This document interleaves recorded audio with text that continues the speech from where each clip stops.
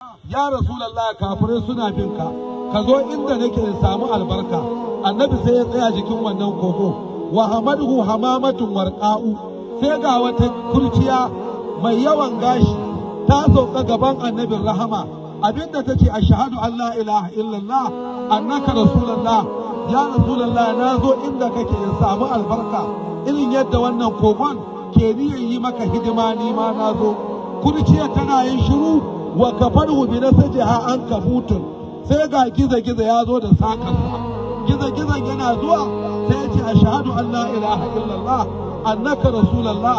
Ya Rasulullah, ni ma na zo neman albarkarka.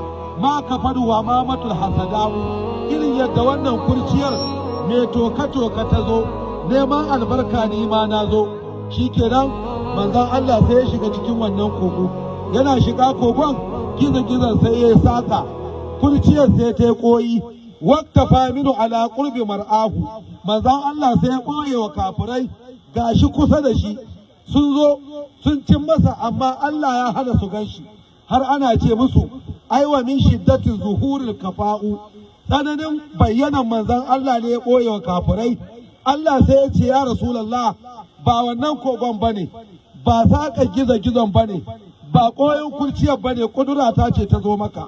Walau na sha'u, ni Allah ni ne na so maka, laɗa masana ala a'yunihim, sai na shafe idanuwan wa'annan kafirai. Fassa ba kusirat, sun ɗauko hanya suna da ganganton su cin maka su cutar da kai. Allah ya ce fa'an na yi suruna, na shafe idanunsu, ina za su ganka ya Rasulallah. Wani hal Mustapha madinata, manzon Allah ya tashi ya nufi Madina, washtaqat ilaihi min makkatal anha'u, abinda ake nufi anha'u, gabar da yamma, kudu da arewa, sasanni su ake gaya wa anha'u.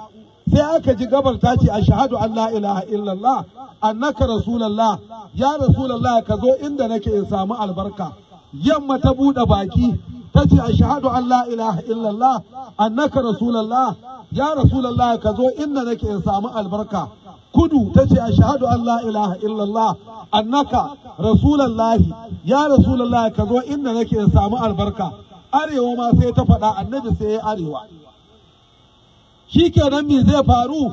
Wata gannar bi madahil jinnu hatta ana rabal insana minhu zakal gina'u. Aljanun da suka karbi musulunci wajen manzon Allah, wanda Qur'ani yake cewa quluhiya ilayya annahu sama'a nafarun minal jinni faqalu inna sami'na qur'anan ajaba yahdi ila rushdi fa amanna bi walan nushrika bi rabbina ahada. Dukkan wa'annan aljanun sun yi kungiya sun zo raka manzon Allah cikin garin Madina, amma sai aka ce aljinnu, su wa'annan aljanun ba su zo hannu biyu ba. Wata gannan bi madayi, suna rere yabo, suna yaban manzon Allah, suna kasidu na yaban annabi.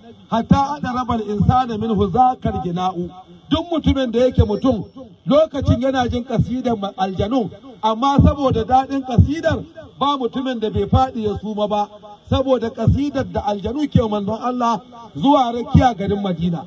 Akwai wani kafiri Suraqatu, ana ce masa baya jin kunyar kowa, ya kwana an gyara masa doki, an yi wa dokin shiri, sai ya ce duk wani kafiri ya dawo, shi ɗaya zai bi annabi ya cutar da shi kafin annabi ya je cikin garin Madina. Shi ne wakta fa'isurahu Suraqatu. Suraqatu sai ya hau dokin nasa, yana gurbin manzan Allah, sawun annabi, da niyyar ya cimma annabi ya cutar da shi. Dokin yana hango annabi ya cimma annabi kenan, sai aka ji dokin ya ce ashhadu an la ilaha illallah annaka rasulullah. Fasaha wani fil ardi safinin jarda'u.